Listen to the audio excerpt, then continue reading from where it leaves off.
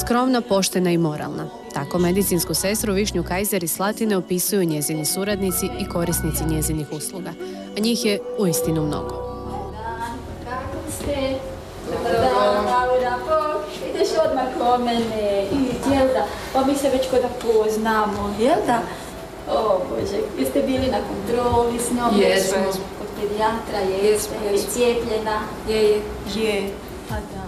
Sestra Višnja gotovo 30 godina radi kao patronažna sestra. U prvim danima nakon poroda od velike je pomoći bila ovoj 17-godišnjoj samohranoj majci.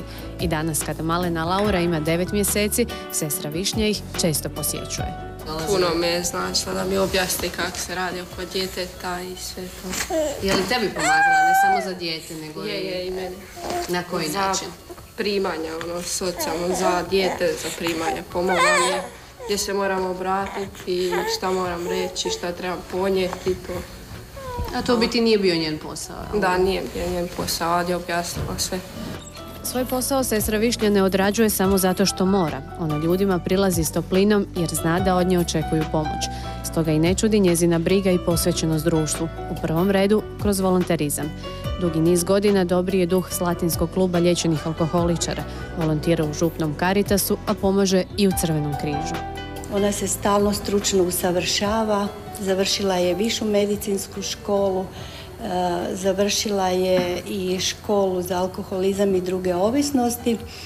Dakle, ona je u svom radu nadasve stručna, pouzdana, radne zadatke je uvijek izvršavala točno, kao medicinska sestra, izvještavala nas o svom radu i mogu reći da kad god je izbio ili bio neki problem, da smo uvijek mogli nekako računati na Višnju. Sestra Višnja je jedna topla, blaga, moralna i izuzetno draga osoba i duhovno prosvjetljena koja se brine za nas sve ovdje koji smo nazočni i svojim radom i svojim djelom iskazuje svoju ljubav i s time je dobila najbolji čin najsestre Hrvatske.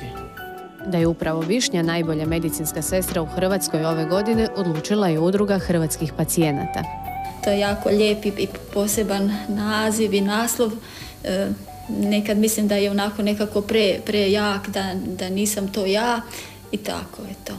Ali evo, za pacijente zapravo udruga nagrađuje taj humanitarni rad za pacijente i naš trud kao zdravstvenih radnika za pacijente. Pa naravno onda je to velika je zahvala i čast. Humanost ove žene posebno dolazi do izražaja u ovim teškim vremenima. Da je u Slatini, malom gradiću u Virovitičko-podravskoj županiji, teško živjeti sve je očitije.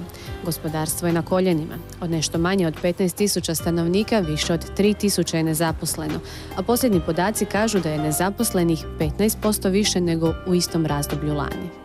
Osjeća se ta briga, više jedna briga i ponekad i tjeskoba koja se može osjetiti u nekim obiteljima gdje strepe od gubitka radnog mjesta, posla, pa i sigurno i oni ljudi koji su ranije bili siromašni, sad su još siromašniji.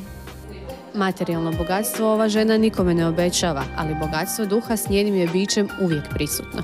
Znaju to svi Slatinčani kojima je pomogla. Potvrđuju nam to i članovi kluba liječenih alkoholičara i poručuju: bilo bi dobro kada bi svi koji iz svoje ovisnosti i problema ne vide izlaz, mogli pored sebe imati sestru Višnju Kajzer.